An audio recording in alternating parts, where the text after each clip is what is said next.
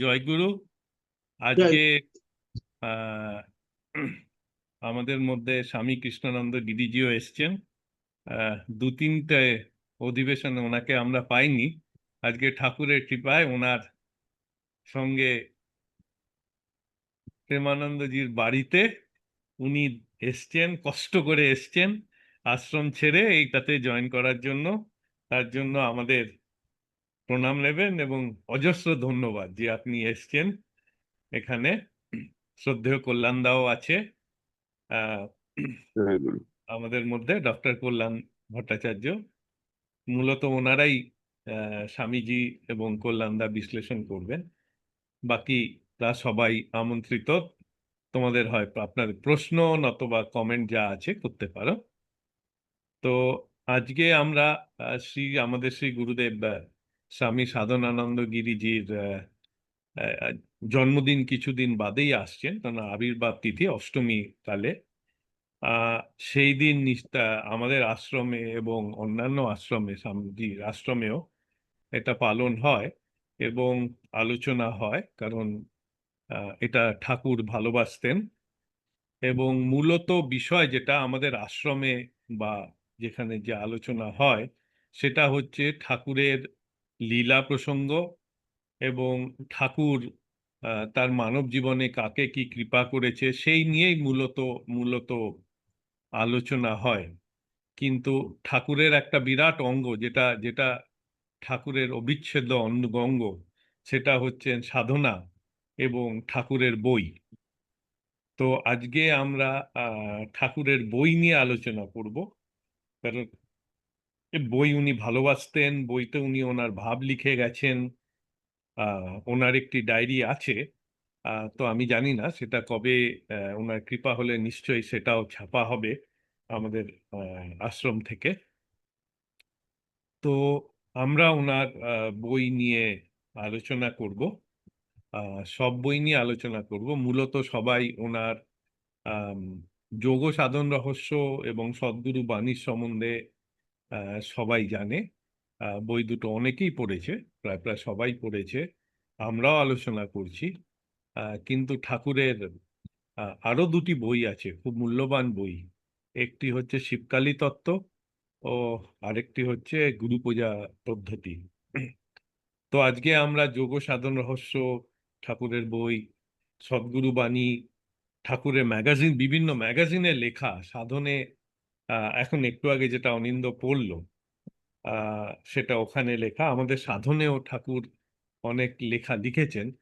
তো আমরা সেগুলো নিয়ে আজকে আহ, আলোচনা করব ঠাকুরের আবির্ভাব তিথি উপলক্ষে। তো জয় গুরু। তো সবার আগে আমরা গুরু প্রণাম দিয়ে শুরু করছি, তো সবাই গুরু প্রণাম করলে খুব ভালো হয়। তো অখণ্ড মঙ্গলাকারণ থেকে করতেন, ঠাকুর ওটার থেকে শুরু করতেন। তো সেটা দিয়ে শুরু করে আমরা আমাদের আজকের অধিবেশন শুরু। অখণ্ড মঙ্গলাকারং ব্যপ্তং येन চলাচলং চলাচলং তৎপদং দর্শিতং येन তস্मै শ্রী গুরবে নমঃ। অজ্ঞানতিমিরান্ধস্য জ্ঞানার্জন শলাকয়া চক্ষুरुन्मीलितं येन তস্मै শ্রী গুরবে নমঃ। গুরুর্ব্রহ্মা গুরুর্বিষ্ণু গুরুর্দেব মহেশ্বর গুরুরেব পরম ব্রহ্ম তস্मै শ্রী গুরবে নমঃ। জয় গুরু, জয় গুরু। তো আজকে আমরা শুরু করছি। তো আমরা শিবকালী তত্ত্ব এই বইটা একটু আহ, আলোচনা করব। তো তো প্রথমে আমরা শুরু করছি কালী তত্ত্ব দিয়ে। আহ, এই বইতে ঠাকুর আহ, যৌগিক ব্যাখ্যা করেছেন কালী। কালী কেন কৃষ্ণবর্ণ, কালী কে চার হস্ত কেন। তো কল্যাণদা, আপনি যদি এর একটু আহ, একটা যদি সামারি করেন তো খুব ভালো হয়। মানে কি, সামারি করতে গেলে গোটা এই চ্যাপ্টারটা। তাহলে তাহলে আমি এক একটা করে প্রশ্ন করে যাই, সেভাবেও হতে পারে। হ্যাঁ, ঠিক আছে, ঠিক আছে, কারণ সামারি করতে গেলে গোটা চ্যাপ্টারটা পড়ে তারপরে করতে হবে। আমি এটা পড়েছি, তবে বরং প্রশ্নোত্তর হোক না, সেটা খারাপ কি? আচ্ছা, তো হুম, আমি শুরু করছি। তো প্রথম যেটা যেটা আছে যে কালী, হুম, কালীর একটি বিশ্লেষণ সা- রামকৃষ্ণ পরমহংসদেবও করে গেছেন। হুম, কিন্তু এটা যৌগিক। রামকৃষ্ণ পরমহংসদেব কালীকে বর্ণনা দিতে গিয়ে বলেছেন উনি নিরাকার, হুম, যে কালের সঙ্গে রমণ করে সেই কালী, হুম। সে মায়া। আর যে মায়াকে সে স্থির যে ধারণ করে আছে সেই মহাদেব, সেই স্থির শিব। তো এটা বর্ণনা করেছেন আহ, রামকৃষ্ণদেব, শ্রী শ্রী রামকৃষ্ণদেব। কিন্তু ঠাকুর কালীর যে বিগ্রহ, সে বিগ্রহেরও বর্ণনা করেছেন। আহ, তো সেই বিগ্রহ বর্ণনা করতে গিয়ে প্রথম যেটা হয় সেটা হচ্ছে উনি বলেছেন যেটা, সেটা হচ্ছে কালীর যে চারটা হাত, আহ, সেটা হচ্ছে উনি বলেছেন যে বলতে গিয়ে যে কালীর যে চারটা হাত, এটা উত্তর পশ্চিম, আহ, পূর্ব পশ্চিম উত্তর দক্ষিণ চারিদিক প্রদর্শন। এবং এটা হচ্ছে মনের মনের একটি হস্তস্বরূপ। এইটা এইটা আছেন। এবং যে জিনিসটা বলা হয়েছে সেটা হচ্ছে কালির রং কালো কেন। সেখানেও গিয়ে উনি মনের বর্ণনা দিয়ে বলছেন যে মন সর্বদাই আহ, অজ্ঞান। আহ, সেই জন্যই মনকে বলা হয়, সেই জন্যই মন কালো। এবং সেই কালোর থেকে যখন জ্ঞানে যায় তখনই সে শ্বেত হবে, সেটা শ্বেতম্বর শিব। তো সেই অজ্ঞানতা, হিংসা, দেশ এসব নিয়ে হয়েছে। তো এই যে ব্যাখ্যাটা উনি করলেন যে মন চারদিকে, এবং মন কালো, মনের নিজস্ব কিছু নেই। তো এটার সঙ্গে যোগের কি সম্পর্ক? যৌগিক সে। আচ্ছা, তো অ্যাকচুয়ালি যোগ তো গূঢ় গোপন সাধন। আর মায়ের সাধক বলতে আমরা তো দুটো শ্রেণী মূলত পাই। এক শিব ও কালীকে নিয়ে, আরেক কৃষ্ণ রাধিকা নিয়ে।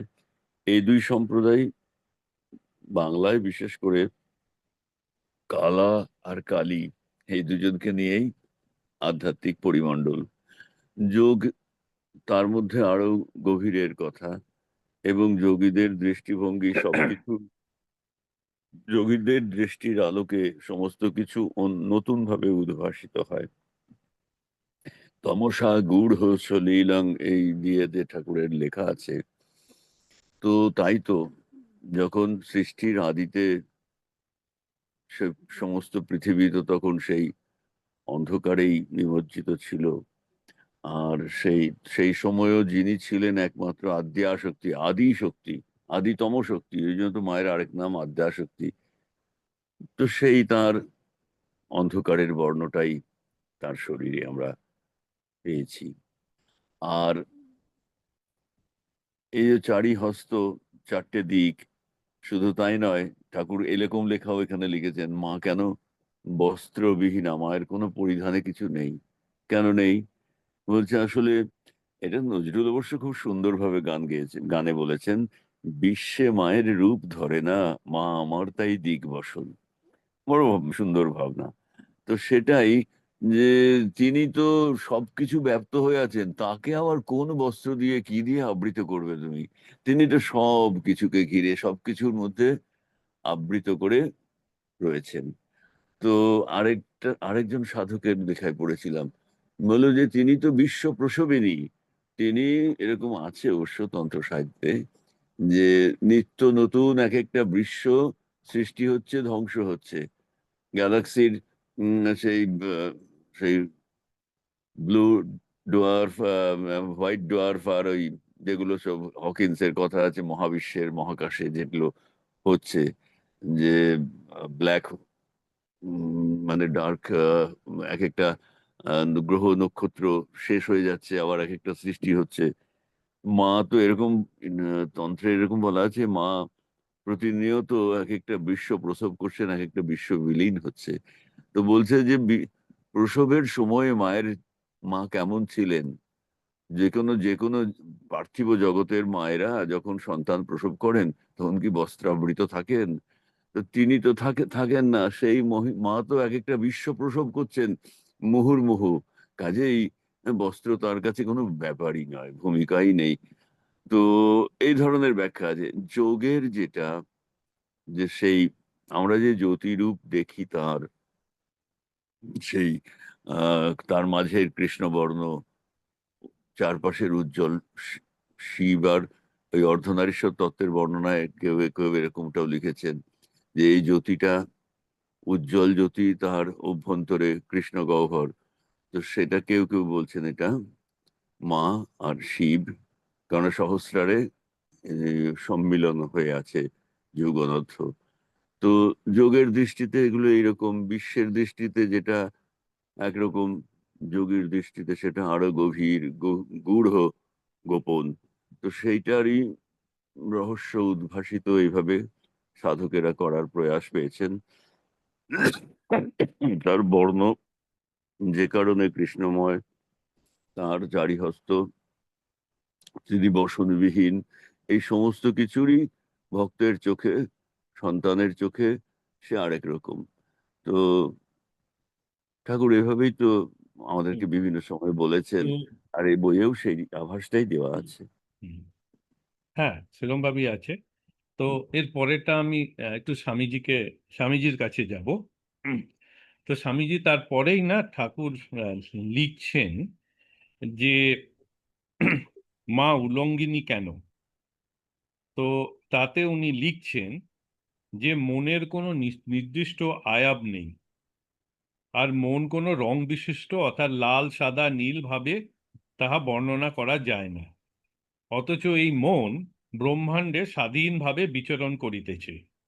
সেই মনের কোনো বস্ত্র বা আবরণ নেই, ইয়া সম্ভব নয়। চতুর্দিকেই তাহার অম্বর।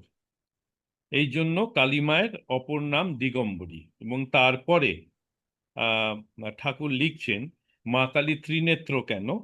তো সেখানে উনি লিখছেন যে আমাদের দুটো তো জন্মগত আমরা দুটি নেত্র পাই, পরে সদ্গুরুর কৃপায় বিবেক ও বিচার হলে তৃতীয় জ্ঞান চক্ষু প্রস্ফুটিত হয়। তো স্বামীজি তো উম গুরু কিভাবে আমাদের দীক্ষা এবং এই কালে এবং তারপর বিভিন্ন আমাদের সাধনা পথে গুরু কিভাবে আমাদের ত্রিনেত্র উন্মোচিত করে।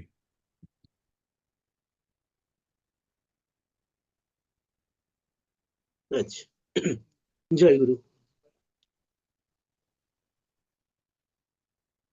এখন মন মন হলো একটি ইন্দ্রিয়, যেটা হলো অন্তরিন্দ্রিয়। মনকে বাবা আমাদের কালীর সঙ্গে তুলনা করেছেন। সত্যি মন হলো অজ্ঞানী। মন তার নিজের পাড়ায় থাকে না, মনের বাস অন্য পাড়ায়। আমাদের যে পঞ্চ কর্মেন্দ্রিয় আছে, পঞ্চ জ্ঞানেন্দ্রিয় আছে, এই পাড়াতেই তার বসবাস। তার পাড়া যে অন্তরিন্দ্রিয়ের পাড়া, মন বুদ্ধি অহংচিত্ত, ওখানে সে থাকে না।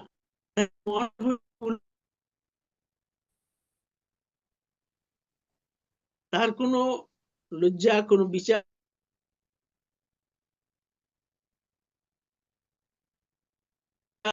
মনে এত অস্থির এবং এত চঞ্চল। এখন এই মন চঞ্চল শ্বাস প্রশ্বাস থেকেই এর উৎপত্তি, তাই এর এত চঞ্চলতা। আমাদের যে অহরহ 21,600 বার শ্বাস প্রশ্বাস চলছে, এর থেকেই মনের সৃষ্টি। মন সদা সর্বদাই চঞ্চল। এখানে গুরুর ভূমিকা হলো গুরু তার সাধন কৌশল দ্বারা ভক্তকে প্রেরণা দেয়, তুমি এই সাধনটা এইভাবে করো, করলে পর আমাদের দুই ভ্রুর মাঝখানে যে একটি নয়ন আছে, তৃতীয় নয়ন, এইটি তোমার খুলে যাবে। গুরু তাকে স্পর্শের মধ্য দিয়ে তার সেই ত্রিনেত্র জায়গা গুরু স্পর্শ করেন আর সাধন কৌশল শিখিয়ে দেন। তাই গুরু শক্তি, গুরুর যে শক্তি ভক্তের উপর গিয়ে পড়ে, গুরুর যে সাধন শক্তি সেই শক্তি ভক্তের উপর গিয়ে পড়ে, শিষ্যের উপর গিয়ে পড়ে। আর শিষ্য সাধনা করলে তার তৃতীয় নয়ন খুলে যায়। অখণ্ড মণ্ডলকারং ব্যাপ্তং যেন চরাচরং তৎপদং দর্শিতং যেন তস্মৈ শ্রী গুরবে নমঃ। গুরু সেই সাধন কৌশল এবং তার স্পর্শের মধ্য দিয়ে তার জ্ঞানের দ্বার খুলে দেন। জ্ঞানের দ্বার হলো তৃতীয় নেত্র। যখনই খুলে দেয় তখন সাধক তার চিদাকাশে তৃতীয় নেত্রে এক জ্যোতির্ময় সত্তাকে অবলোকন করে, দেখে সে খুব আনন্দিত হয়। প্রথমে বিদ্যুতের ঝলকের মতো, জোনাকি পোকার মতো এইরকম হতে হতে এক জ্যোতি স্থায়ী হয়, শুভ্র জ্যোতি। আর শুভ্র জ্যোতির মধ্যে আসে মণ্ডলাকার কালো জ্যোতি, সেটা নীল জ্যোতি। এটাই আসে, এটাই ভক্ত দর্শন করতে থাকে। তখনই বুঝতে হবে তার আত্মজ্যোতি দর্শনের অনুভূতি সে পেল। গুরু তার শক্তি এবং কৌশলের দ্বারা ভক্তের এইভাবে তার চক্ষুকে উন্মীলন করেন। তো কারুর কোনো প্রশ্ন আছে?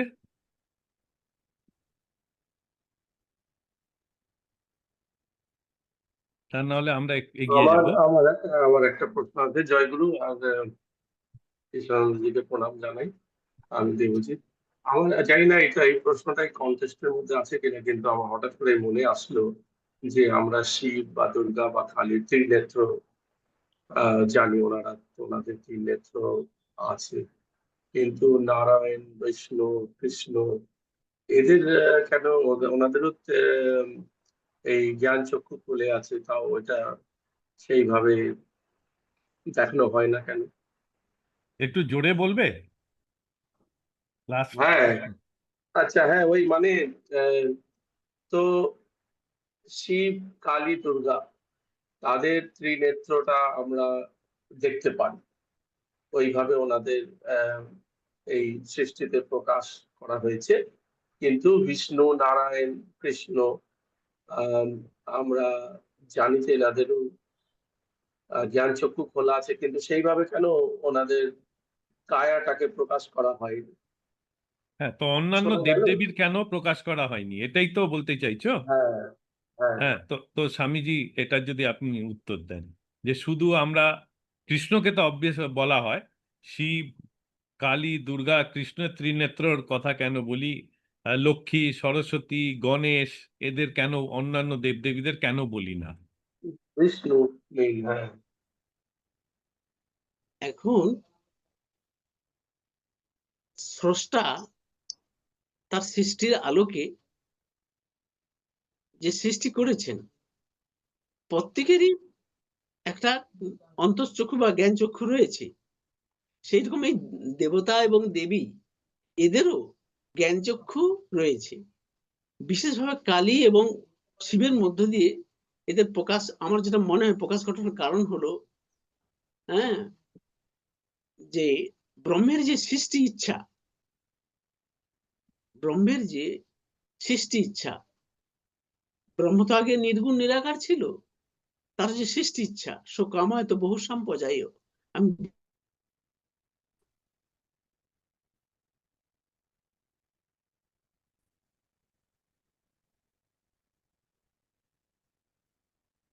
হ্যাঁ, ত্রিদেবতার সৃষ্টি হলো ব্রহ্মা, বিষ্ণু, মহেশ্বর। এখানে কালী এবং শিবকে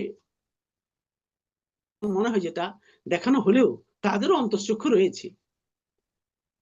দেবতার তো অন্তঃচক্ষু থাকবেই, ত্রিনয়ন থাকবেই, এটা আমার ধারণা। তো কল্যাণদা, আমার আপনি কিছু অ্যাড করবেন? দেখো, মানে এই যে মূর্তি পূজাটা, এটা এলো কোত্থেকে? কালী রূপ বা কালী মূর্তি, আমরা সেই ঘটনাটা জানি যে কৃষ্ণানন্দ অবধূত তিনি সেই মায়ের সাংখ্য দর্শনের অ্যানালিসিস করতে গিয়ে তো এই কালীর কনসেপ্টটা এলো। আগে তো মূর্তি পূজা হতো না, মূর্তি পূজা তো শুরু হলো এই সেদিন। তো মূর্তি পূজার মধ্যে কিভাবে মায়ের মূর্তি কিভাবে আঁকা হবে, কিভাবে তৈরি করা হবে, সেইটার জন্য কৃষ্ণানন্দ আগমবাগীশ মা তাকে বললেন কাল সকালে ঘুম থেকে উঠে যাকে দেখতে পাবে সেটাই জানবে, সেই সেই আমার মূর্তি, সেইভাবে আমার মূর্তি করবে। ভোরবেলায় পণ্ডিত আগমবাগীশ জি উঠলেন, দরজা খুলে বাইরে এলেন, এসে তখন এক ঘুঁটে ঘুঁটে দেয় সে সে ওই ঘুঁটে দিচ্ছিল। তো ওই ভোর রাতে সে গোয়াল থেকে ওরকম গোবরগুলো নিয়ে এসে তাল করে ওই ওপরে ঘুঁটে করছে। তখন ঘুঁটে দিতে গেলে তার যেরকম হয়, এবং ভোরবেলা চান, সে এর বাড়ি গিয়ে সে চান করবে, সারাটা পড়ে আছে, মুখ দিয়ে ধরে আছে, আর ওই তার সারাটা পড়ে আছে, আর তার দু হাতে ওই সে যেভাবে দেয়ালে ছুঁড়ে ছুঁড়ে দিচ্ছে, হঠাৎ আগমবাগীশ মশাইকে দেখে তো সে লজ্জায় পড়ে গেছে। ওই অবস্থায় তার জিভটা বেরিয়ে গেছে, লজ্জায় জিভ কাটে যেভাবে। উনি দেখে নিলেন, বললেন আচ্ছা ঠিক আছে মা, তাহলে এই হবে তোমার মূর্তি। উনি মূর্তিটা করলেন। এরকম ঘটনা আমরা পড়েছি। তো দেখো, আমরা আজকে যে মূর্তিগুলো দেখি, এইগুলো তো তারপরে শিল্পীদেরও ভূমিকা এখানে আছে, ইত্যাদি ইত্যাদি। এবং তাঁরা এই ত্রিনয়নের তাঁরা দিতেন সব দেবতার মধ্যে সকলেরই। সাধক সাধনায় প্রস্ফুটিত হলে, সাধনায় অগ্রগতি হলে তাঁর ত্রিনয়ন খুলছে। আর যাদের আমরা দেবতা বলছি, দেবপদবাচ্য, তাদের ত্রিনয়ন থাকবে না? এটা আমরা দিই না, কেননা আমরা তাদেরকে অন্যভাবে দেখি। গোপাল কৃষ্ণকে একভাবে ভজনা করা হয়, বাৎসল্যের প্রতিমূর্তি। তো আমরা বাকি যে মূর্তিগুলো সমস্ত পুজো টুজো করি, সেগুলোর মধ্যে বিশ্বকর্মা ঠাকুর একভাবে দেখা হয়। তাহলে এইগুলো তো শিল্পীর ব্যাপার, কিন্তু they are not conscious about this third eye. শিল্পীরা যদি উচিত কিন্তু প্রত্যেক দেবতারই তৃতীয় নয়ন একখানে রাখা, কেননা তারা সাধক মহাপুরুষ হয়ে ত্রিকালদর্শী হয়ে যাচ্ছেন। আর দেবতার আসনে যাদের বসিয়েছি তাদের তৃতীয় নয়ন জাগেনি, এটা তো হতেই পারে না। তো সেই জন্য আমার মনে হয় আমাদের এই দেবজিতের এই প্রশ্নটা এসেছে এই কারণে যে এই মায়ের ত্রিনয়ন বা শিবের ত্রিনয়ন নিয়ে আমরা কথা বলি, বাকিদের ত্রিনয়ন নিয়ে আমরা কিছু বলি না, এই প্রসঙ্গ আসে না কেন? নিশ্চয়ই আছে সেটা নিয়ে। তা না হলে তাদেরকে ঘিরে যে পুরাণ বা যে সমস্ত বর্ণনা, তো সেই তৃতীয় নয়নের রহস্যের ছড়াছড়ি। তবে এবার শিল্পী কিভাবে আঁকছেন, এটা তো তাঁর ব্যাপার। সেই জন্য আমরা সবার তৃতীয় নয়ন সমানভাবে দেখতে পাইনি। এটা আমার এই প্রশ্নের পরিপ্রেক্ষিতে এই মুহূর্তে মনে হচ্ছে এটাই হয়তো তার প্রশ্নের সম্ভাব্য উত্তর। সেটা মনে হয়, কারণ এটা তো যেটা আমরা বিগ্রহ দেখি সেটা তো মানুষের শিল্পীর করা, এবং একদম। তারপর সেটা সেভাবেই হয়ে আসছে যে বিগ্রহর তার রূপ কিরকম হবে। তো সেভাবে আচ্ছা। হুম। কেউ কিছু প্রশ্ন করছিল? না না, ঠিক আছে, বলুন। হুম তো আমরা এর পরে যদি এগোই, তাহলে এটা আছে যে মা কালী, আমরা মায়ের যেটা দেখি যে অসংখ্য অসুরের সাথে যুদ্ধ করে উনি রক্ত পান করেছেন, রক্ত বীজ বেঁচে করেছেন। তো সেখানে ঠাকুর যৌগিক ব্যাখ্যাতে লিখছে যে আমরা যখন এই কাম ক্রোধ আমাদের মধ্যে যে অসুর প্রবৃত্তি, সেটা সাধনা করতে করতে সেই যে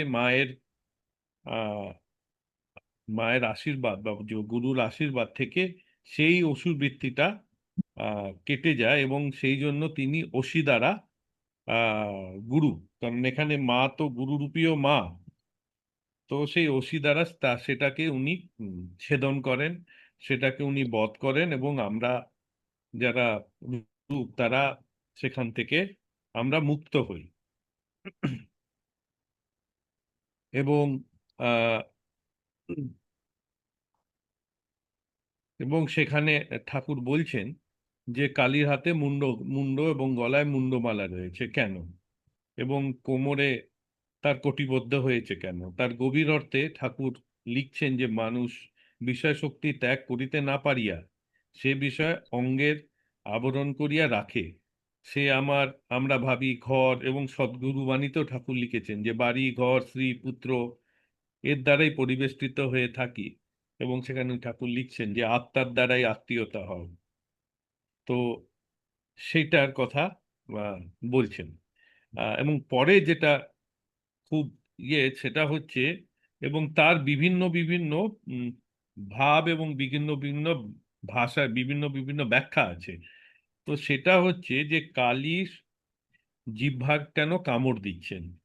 তো সেখানে ব্যাখ্যাতে ঠাকুর লিখছেন যে যে মন যেটা অবচেতন, সে যখন শুভ্রজ্যোতি শিব সে ব্রহ্মকে দেখে, তার মধ্যে যে প্রকৃতি মন, তার বহির্মুখী, তার যে তার মধ্যে যে ভাবগুলো আছে অসুর ভাব, সেই অসুর ভাব থেকে তার নিজের একটা লজ্জাবোধে তার জিহ্বা কাটছে। আহ, এবং আরেকটা আরেকটা আছে যে আহ, এইটা হচ্ছে খেচুড়ি মুদ্রার প্রতীক, মা কালীর ইয়ে। তো আমরা স্বামীজিকে প্রশ্ন করব যে আমরা কেন যৌগিক এসে বলি যে এটা খেচুড়ি মুদ্রার প্রতীক, এবং আমরা এই যে শিব কালী তত্ত্ব, এখানে গিয়ে কালী মাকে আমরা কুলকুণ্ডলিনী মায়া রূপেও দেখি, এবং সহস্রদ্বারে আমরা শিবকে দেখি, কারণ এরপরেই শিব তত্ত্ব আছে। তো এই বিষয়ে যদি একটু যৌগিক ব্যাখ্যা আপনি করে দেন স্বামীজি।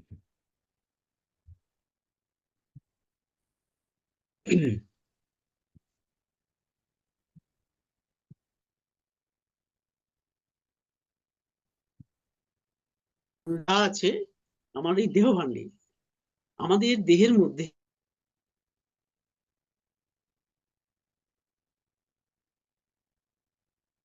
চক্র,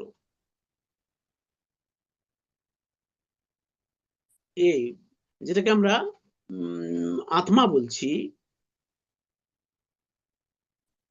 সম্পূর্ণ অংশ এই চক্রের মধ্যে রয়েছে। তবে কম্পনবিহীন চক্র, স্থির স্থির প্রাণ বলে একটি আছে, ওইখান থেকে এক অংশ মেরুদণ্ডের মধ্য দিয়ে প্রেমানন্দজি যদি ভিডিওটাকে অফ করে দেন তো ভালো হয়, তাহলে ব্যান্ডউইথটা শুনতে পাবো আমরা ভালো। হ্যাঁ, এবার বলুন স্বামীজি।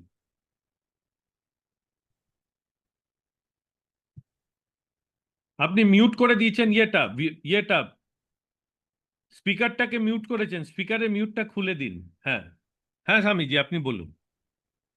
এই যে সেই আত্মার যে 100 ভাগের মধ্যে 1% মেরুদণ্ডের মধ্য দিয়ে, সুষুম্নার মধ্য দিয়ে, আমাদের সুষুম্ন স্নায়ু আছে, তার মধ্য দিয়ে মূলাধারে অবস্থান করলো, আর বাকি অংশ চুপ স্থির হয়ে থাকলো।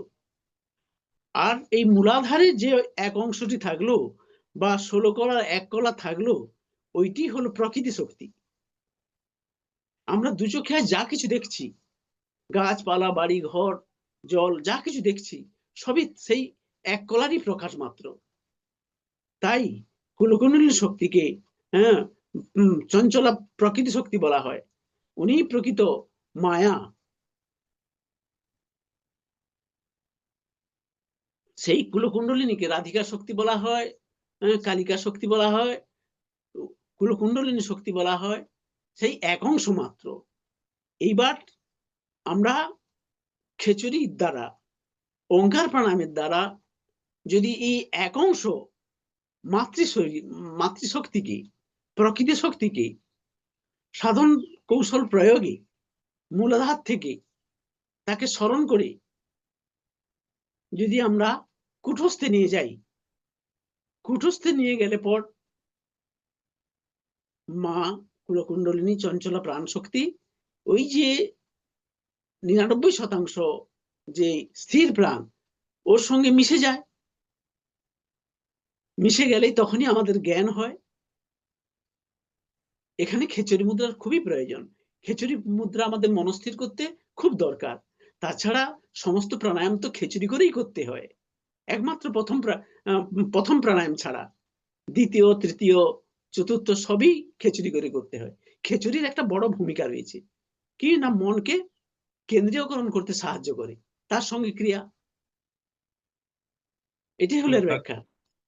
তো কারো কোনো প্রশ্ন আছে এখানে বা কিছু বলার আছে?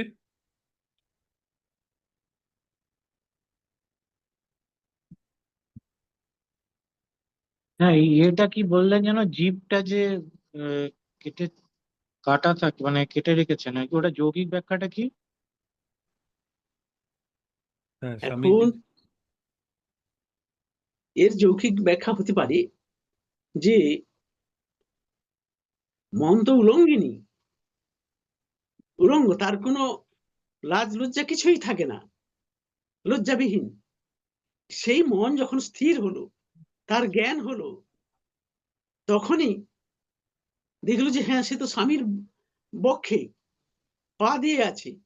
তখনই সে নিজের ভুলটা বুঝে তখন জিভ কেটে ফেললো, তার অজ্ঞানতা কেটে গেছে, একটু জ্ঞান হয়েছে। সেটা একটা দিক হতে পারে। আচ্ছা। তো আর কারো কোনো প্রশ্ন আছে? আচ্ছা, এখানে তো আমরা তাহলে শিব তত্ত্বতে এগোতে পারি। ঠাকুরের পরের চ্যাপ্টারই ছিল শিব, এবং শিবকে আহ শ্বেত শ্বেত বলা হয়। হ্যাঁ, তো তো শিব হচ্ছে শ্বেত, এবং শিবকে ব্রহ্মরূপ বলা হয়, এবং সেই ব্রহ্মরূপে সেই যে মন এবং কালীকে সে ধারণ করছে। তো সেটা অনেকটা, সেটা হচ্ছে যে সহস্র দ্বারে গিয়ে, যেটা একটু আগে কল্যাণদা বললেন, যে শিব আর কালীর মিলন। তো এই বিষয়ে যদি শিবের ব্যাখ্যাটা একটু যদি কল্যাণদা এখানে করেন, সে ব্রহ্মস্বরূপ কি করে মা এবং কুণ্ডলিনীকে ধারণ করছেন। দেখো, একটা কথা মনে রাখতে হবে যে পুরাকালে কিন্তু এই শিবের মূর্তি, এই সমস্ত কনসেপ্ট ছিল না।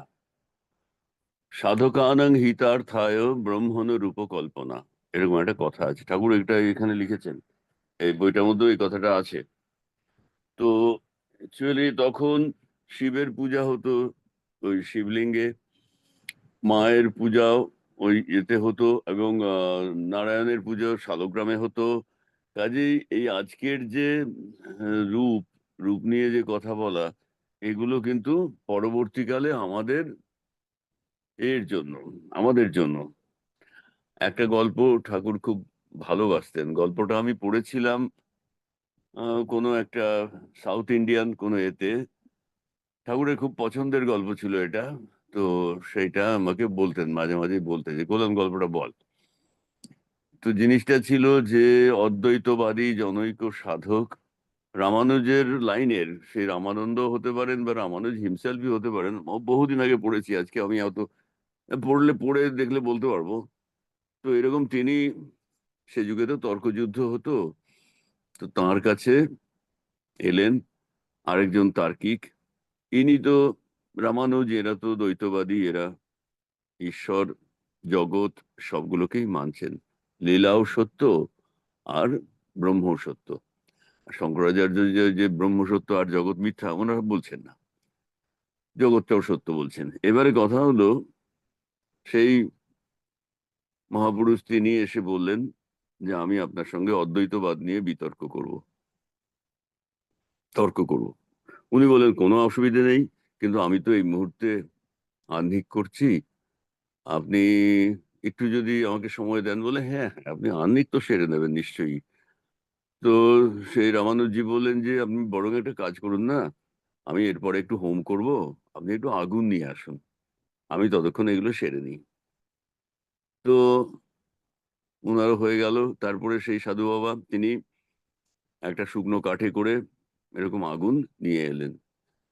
তো রামানুজি বললেন আবার কি, আপনাকে বললাম আগুন আনতে, আপনি আনলেন একটা কাঠ। সে বল যা বাবা, আগুনটা আমি আনবো কি করে, একটা কাঠ ছাড়া আগুন আনা যায়? তো উনি বললেন আমি এই কথাটাই বলতে চাইছি, কাঠ ছাড়া তো আগুন আনা যাবে না। তাহলে আমি ব্রহ্মের ওই আমি একটা ছোটখাটো মানুষ, ওই বিশাল ব্রহ্মকে কল্পনা করতে পারি না। আমি একটা অর্চাবতার, একটা বিগ্রহের মধ্য দিয়ে তাকে অর্চনা করি। তাহলে অসুবিধাটা কোথায়? কারণ আমি তো সেই ব্রহ্মেরই উপাসনা করছি, তিনি তার মধ্যে এই এই মূর্তির ভেতরে।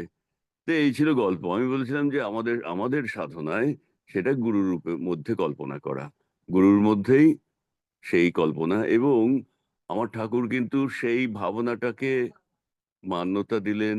একটা আমাদের আশ্রমে ঢুকতে গেলে এই যে কালী মন্দির, সেখানের পাথরের স্ল্যাবে বিভিন্ন জনের বিভিন্ন কথা লেখা আছে। আমার ঠাকুরের যে কথাটা লেখা আছে এটা অসাধারণ। ঠাকুরের কি লেখা আছে? ঠাকুর লিখেছিলেন, গুরুর মধ্যে স্থিতা মাতা, মাতৃমধ্যে স্থিত গুরু, গুরুর মাতা নমস্তুভ্যং, মাতৃগুরুং নমাম্যহম। গুরুর মধ্যে স্থিতা মাতা, গুরুর মধ্যেই মা আছেন। আবার মাতৃমধ্যে, আবার মায়ের মধ্যে গুরু আছেন। তো গুরু তো হলেন শিব। তাহলে শিব এবং শক্তি দুটোর এই অবিনাভাব, এইটা সাধন জগতের একটা বড় কথা। এবং সেই জন্যই গুরুর যে কথাটা একটু আগে আলোচিত হলো, যে অসুর নিধন করা। হ্যাঁ, তাই তো। আমার গুরুর সাধন পাওয়ার পরে যত সাধন পথে আমরা এগোতে থাকলাম, তত আমাদের যে নেগেটিভ ইম্পালসেস, অর্থাৎ এই যে যত সব কাম ক্রোধ লোভ ইত্যাদি অসুরগুলোকে, তো তত সেগুলো নিধন হতে লাগলো। কাজেই গুরুর মধ্যে স্থিত মাতা, গুরুর মধ্যে মা আছেন, এবং এইভাবেই তিনি কাজ করে যাচ্ছেন। এই যে মাতৃশক্তি, তিনি এখানে এইভাবে ধরা হয়েছে। আরেকটা কথা, এই আগের আলোচনাটা যেটা হচ্ছিল জীব নিয়ে, জিহ্বা, আমাদের তালব্য মুদ্রাটা করার তো একটা পদ্ধতি আছে। আমি খুব হতবাক হয়েছিলাম যখন টিনটিন ইন টিবেট পড়লাম। ওটা তো একটা হাসির কমিক্স, কিন্তু টিনটিন ইন টিবেটে দেখলাম যে ক্যাপ্টেন হ্যাডক খুব রেগে গেছে টিবেটান বাচ্চাগুলো ওকে জিভ বার করে ভেঙাচ্ছে দেখে। আমি পরবর্তীকালে পড়েছি যে না, ওটা হচ্ছে ওদের দেশের গ্রিটিংস। আমাদের যেমন নমস্কার করে হাত জোড় করি, যেমন সাহেবরা হ্যান্ডশেক করে, তেমনি তিব্বতে কিন্তু এই তালব্য মুদ্রায় একজনকে গ্রিটিং, অভ্যর্থনা করা হতো। যেটা যেভাবে করা হতো এটাই তালব্য মুদ্রারই। তো ক্যাপ্টেন হ্যাডক তো ভেবেছে ওকে জিভ ভাঙাচ্ছে, সে তো উল্টে সেও আরো বড় জিভ বার করে দেখালো। এ তো গল্প, হাসি গল্পের কথা। কিন্তু তিব্বত থেকেই কিন্তু এই বামাচার এটা এসেছে। তন্ত্রের যে আমাদের তন্ত্রাচার, এটা কিন্তু গোপীনাথ কবিরাজ মশাইয়ের এর উপরে বেশ ভালো ভালো গ্রন্থ আছে। তো তন্ত্র আর দিগদর্শন ইত্যাদি ভীষণ। তো অ্যাকচুয়ালি কিন্তু আমাদের এই উপাসনার ধারাটা, সেটার হিন্টস কিন্তু আমরা পাচ্ছি তারাপীঠে বামাখ্যাপার ওখানেও। বলছে তো প্রথম বশিষ্ঠদেব আরাধনা করেছিলেন, দীর্ঘদিন আরাধনা করে সফল হলেন না। তখন তিনি অভিশাপ দিতে উদ্যত হলেন যে এই মন্ত্রে, এই তারা মন্ত্রে কেউ সিদ্ধ হবে না। তখন শুনলেন দৈববাণী যে তুমি তো পদ্ধতি ভুল করেছো, তুমি পাবে কি করে? তুমি চীন দেশে যাও, সেইখানে তুমি পাবে বুদ্ধরূপী জনার্দন। বুদ্ধরূপী জনার্দন, তিনি তোমাকে শিক্ষা দেবেন। এবং সেই জন্য দুটো ধারা আছে তন্ত্রের, নীলক্রম আর চিনক্রম। আমরা যাকে দেবী সরস্বতী বলি তাকে ওরা বলেন, আমরা যাকে দেবী তারা বলি তারা ওকে বলেন নীল সরস্বতী। তো এরসব আছে তন্ত্রের। তো কথা হলো, এবং ওই জন্যই কিন্তু এই জবা ফুল, এ তো চীন দেশের ফুল আমাদের দেশে এসেছে। তারপরে এই কালী পুজোর এই সমস্ত ব্যাপারগুলোর সঙ্গে এই তিব্বতীয় বা চৈনিক ভাবের একটা ব্যাপার আছে। তো শিবের যে মূর্তিটা, শিব এবং এর মূর্তিটা, এটা কিন্তু সাংখ্য ভাবনা থেকে এলো। সাংখ্যের ষড়দর্শনের মধ্যে সাংখ্য দর্শনে কিন্তু প্রকৃতি পুরুষ তত্ত্ব আলাদা করা হলো। তো পুরুষ হলেন শিব, আর প্রকৃতি মা নিত্যন্তে নিত্য মঞ্জুষা, তিনি নৃত্য করে বেড়াচ্ছেন। অ্যাটমের স্ট্রাকচারেও কিন্তু তাই পাওয়া যাচ্ছে। অ্যাটমের মাঝখানে যে নিউট্রন, সেটা কিন্তু নীরব, ইলেকট্রন গুলো দৌড়দৌড়ি করে বেড়াচ্ছে। তো সেই রকম সৃষ্টির মধ্যেও তাই শিব সব রূপে আছেন, আর মা ওইরকম সৃষ্টি রহস্যের সবটুকু তিনি করে বেড়াচ্ছেন। তো আমাদের এই যে মায়ের যে কনসেপ্টটা সেটা কিন্তু এবার সাধকরা রামকৃষ্ণদেব তো বটেই, তার ছাড়াও কমলাকান্ত, উম, তারপরে রামপ্রসাদ, এদের গানে গানে বিভিন্নভাবে মূর্ত হয়ে উঠেছে এই তন্ত্র সাধনার ব্যাপারটা। যোগের ক্ষেত্রে এই যে সাধন, আমাদের শরীরের ভেতরে ওই অর্ধনারীশ্বর ভাবের মধ্যেও কিন্তু ওটাই দাঁড়াচ্ছে যে আমি, আমাদের প্রত্যেকের ভেতরেও পুরুষ রূপেও, আমি দেখতে পুরুষ হলে কি হবে, আমার ভেতরেও মা তার অস্তিত্ব রেখে গেছেন। কুণ্ডলিনী তো মা, সেই কুণ্ডলিনী আমার ভেতরে যে মাতৃস্বরূপ তিনি হয়ে তিনি রয়েছেন, তাকে সাধন প্রক্রিয়ায় জাগ্রত করলে তবে গিয়ে তিনি সহস্রারে শিবের সাথে মিলিত হবেন, তখন গিয়ে সাধকের সমাধি, অর্থাৎ আমাদের সাধন জীবনের পূর্ণতা। তো এইরকম প্রত্যেকের ভেতরেই তো মাতৃশক্তিটা কুণ্ডলিনী রূপে আছে, আর পুরুষ শক্তি তিনি শিব হয়ে পড়ে আছেন।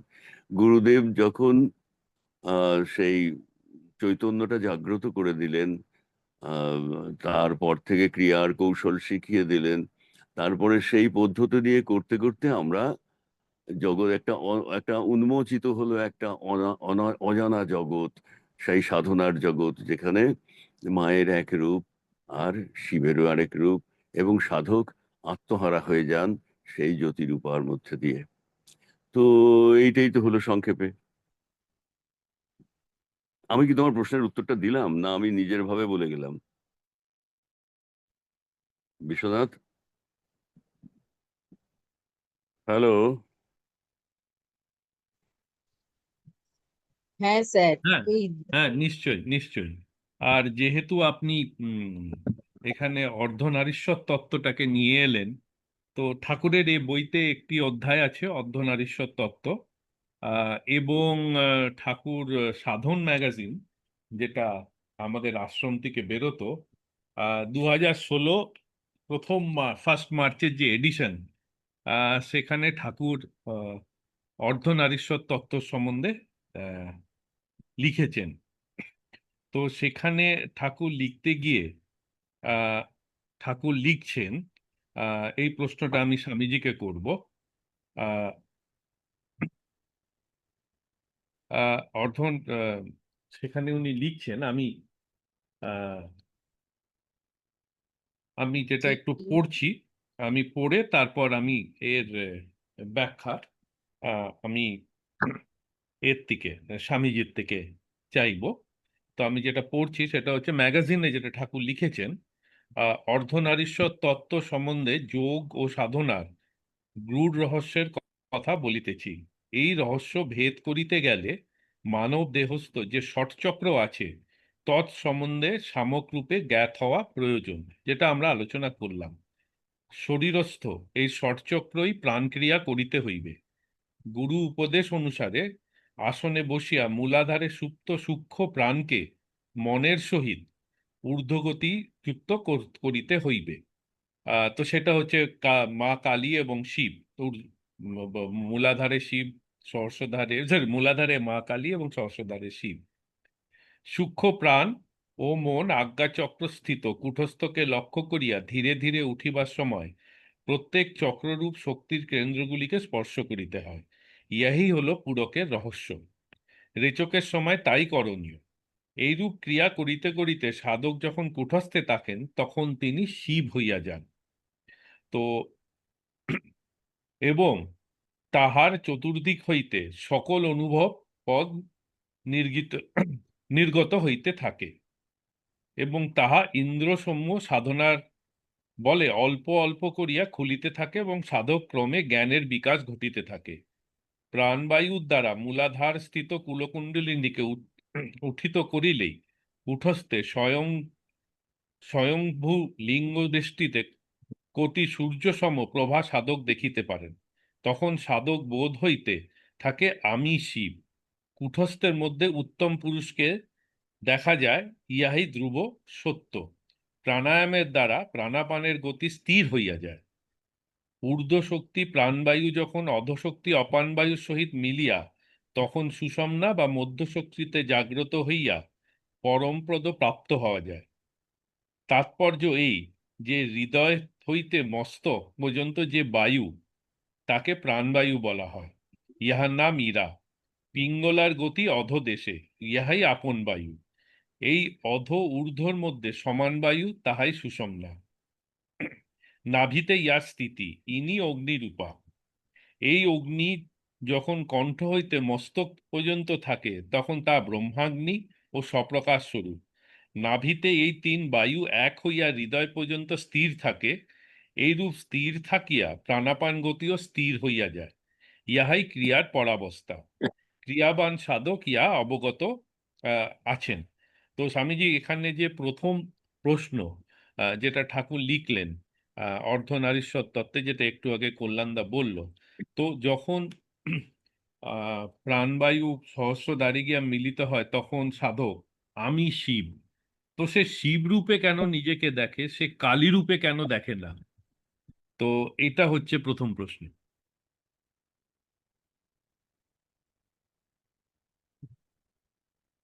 এখন কালীর মায়ের যে প্রকৃতি, সে তো চঞ্চল রূপা। ওই প্রাণ শক্তি মূলাধারে থেকে আমাদের শ্বাস প্রশ্বাসকে মাকুর মতো শ্বাস প্রশ্বাসকে চালাচ্ছেন, আর ইন্দ্রিয়গুলো তার অভিরুচি মতো তার ভোগ আকাঙ্ক্ষা নিচ্ছে। এইবার সদ্গুরুর কাছে আমরা যখন কৌশল শিখে ফেললাম, ইড়া কোনটা, পিঙ্গলা কোনটা, সুষুম্না কোনটা, হ্যাঁ, আমরা যখন গুরু বললেন যে মূলাধারকে আকুঞ্চনের মধ্য দিয়ে মাকে উপরে তুলতে হবে, এবং তার সঙ্গে শ্বাস আর মন দুটো নিয়ে মাকে উপরে তুলতে হবে। এইবার সেই কুলকুণ্ডলিনী মা মূলাধার আকুঞ্চন করে যখন আমরা প্রতিটি চক্রে চক্রে স্মরণ করে করে যখন আমরা কুঠস্থে গেলাম, এই কাজটি করতে করতে বেশ কিছু সংখ্যক প্রাণায়াম করতে করতে আমাদের মনটা স্থির হয়ে যায়। প্রাণ স্থিরে মনস্থির হয়, আর যখনই মনস্থির হয় তখনই সেই কুলকুণ্ডলী শক্তি, মাতৃশক্তি, আমাদের শিব শক্তির সঙ্গে মিলন ঘটে। মিলন ঘটার পর ভক্ত এক আনন্দ অনুভব করে, যেটাকে কেবলই কুম্ভক বলা হয়েছে। খুব আনন্দ অনুভব করে, এবং এই কেবলই কুম্ভক পাওয়ার পর সাধক আনন্দে মাতোহারা হয়ে যায়। তারপর যখন সে ব্রহ্মজনী মুদ্রা করে, সেখানে দেখতে পায় শ্বেত জ্যোতি, তার মধ্যে যে কৃষ্ণ জ্যোতি, সেটা বেগুনি কালারের মতো, সেই যে জ্যোতি গোলাকার, এটাই হলো শিব। আর শুভ্র জ্যোতি শিবকে ঘিরে আলিঙ্গন করে আছে, আর মধ্যে হলো কৃষ্ণ জ্যোতি, এটাই হলো লিঙ্গ স্বরূপ। তখন সাধক তার আনন্দে আরো বেড়ে যায়, বলে একই দর্শন, একই দেখলাম। তখন সে আত্মহারা হয়ে যায়, তখন তার প্রাণ স্থির হয়ে গেছে, মন স্থির হয়ে গেছে। তখন তখন সে নিজেকে শিব মনে করে। শিব হলো স্থির, আর প্রকৃতি শক্তি হলো চঞ্চলা। তখন সেই একাংশ স্থির বায়ুটা যখন কুটস্থে মানে পরম শিবের সঙ্গে মিশে যায়, তখন সে মহা স্থির হয়ে যায়, আর এই জ্যোতির্মণ্ডল দর্শন করে তখন নিজেকে শিব মনে করে। অয়ম আত্মা ব্রহ্ম, অহং ব্রহ্মাস্মি, এইরকম না, এগুলো আসতে থাকে। তো এখানে এখানে একটা বিশ্বনাথ, হ্যাঁ, এটা এবার তোমার প্রশ্নটা ছিল যে কেন আমি শিব ভাবতে থাকে, মা, আমি কালী এরকম ভাবছি না কেন? আরেকভাবে বলা যায়, উনি যেটা বলেছেন একদম ভেঙে বলেছেন। আরেকভাবে বলা যায় যে দেখো, এই যে সাধনটা আমি করছি, এটা তো স্থিরত্বের সাধন। স্থিরত্ব মানেই তো শিবত্ব। কাজেই মায়ের চঞ্চলতাটা পরিহার করে আমি স্থিরত্বে মিশে যেতে চাইছি। কাজেই তখন তো আমার টার্গেটটাই হচ্ছে শিবত্ব লাভ। এইভাবেও তো বলা যেতে পারে। হ্যাঁ, হ্যাঁ, নিশ্চয়ই। সেই আর তো কি। শিব, কারণ সৃষ্টির আধার হচ্ছে শিব। আর শিব চ্যাপ্টার বলতে গিয়ে ঠাকুর ওখানে ব্রহ্মের কথা লিখেছেন, তো শিব তো ব্রহ্ম। তো ব্রহ্ম তো সে সবকিছুর আদি ব্রহ্ম, এবং ব্রহ্মর সঙ্গেই তো মিলছে। তো সেটা আছে। তো এখানে স্বামীজিকে আরেকটা প্রশ্ন আছে, যে এখানে ঠাকুর বলছেন যে নাভিতে সমান বায়ু, প্রাণবায়ু, অপানবায়ু ও সমান বায়ু, তিনটে বায়ু আম, ওখানে স্থিরতা লাভ করছে। তো এর সঙ্গে কি নাভিক্রিয়া, তার কোনো যোগ সাধন আছে, তার কোনো যোগসূত্র আছে সাধন? হ্যাঁ, আমাদের যে নাভিক ক্রিয়া আছে, নাভিক ক্রিয়া খুব বেশি অভ্যাস করতে পারলে, হ্যাঁ, প্রাণ স্থির হয়ে যায়। তার একটা ভূমিকা রয়েছে নাভিক ক্রিয়া। সব তো বায়ু না, মিলে একটা সমান বায়ু হ্যাঁ বলুন। তৈরি, সব বায়ু মিলে একটা স্থির হয়ে যায় নাভিতে, নাভিক ক্রিয়াতে। এখানে কুম্ভক হচ্ছে, কুম্ভক অভ্যাস হয়ে যাচ্ছে, প্রাণ স্থিরের একটা অভ্যাস হয়ে যাচ্ছে নাভিক ক্রিয়াতে। নাভিক ক্রিয়ার ভূমিকা রয়েছে। কারণ অন্যান্য ধারায় নাভিক্রিয়া অধিক করতে বলা হয়। 24টা 36টা নাভিক্রিয়া বলা হয় অন্যান্য ধারায়। তো সেই জন্য এই প্রশ্নটা। আর আরেকটা হচ্ছে যে আপনি একটু আগে বললেন ক্রিয়ার পরবস্থায় থাকা সাধক সর্বং ব্রহ্মময় জগৎ, এটাকে যদি একটু ব্যাখ্যা করেন। এটা আপনি একটু আগে বললেন, এখানে এখানে ঠাকুরও লিখেছেন। হুম। আমাদের, আমরা যে কেবলই কুম্ভকটা করছি, তখন সম্পূর্ণ শ্বাস বন্ধ থাকে, আমরা আনন্দ অনুভব করি। তারপর যেটা ক্রিয়ার পরাবস্থার পরাবস্থাতে, তখন শ্বাস খুব সূক্ষ্মরূপে চলতে থাকে, সাহায্যে চলে সেটা বোঝা যায় না। ওই অবস্থায় খুব আনন্দপ্রদ। তখনও আমাদের কুটস্থে শ্বেত জ্যোতির দর্শন হয়, আর মন কুটস্থে আটকে থাকে। এটি হলো ক্রিয়ার পরাবস্থার একটা বিশেষত্ব। খুব আনন্দ হয়। এই অবস্থাটা আমরা বেশিক্ষণ থাকি না, এটা আমাদের সাধনার ভুল। একটু বেশিক্ষণ থাকার চেষ্টা করতে হবে। যে বেশিক্ষণ থাকবে সে আনন্দ অনুভব করবে, ব্রহ্মত্ব অনুভব করতে পারবে সেই। তো তখন কারো কোনো প্রশ্ন আছে এখানে? হ্যাঁ স্বামীজি, আপনি বলুন। এই যে পরাবস্থার খুব, আমাদের যোগীরাজ শ্যামাচরণ লাহিড়ী বাবা বলেছেন, আমাদের গুরু সাধারণজি বারবার চিঠিতে লিখতেন, তোমার পরাবস্থা ঠিক আছে, পরাবস্থার উপর গুরুত্ব দাও, পরাবস্থা বাড়াও। এই কথাগুলো এখন বুঝতে পেরেছি কেন উনি চিঠিতে লিখতেন।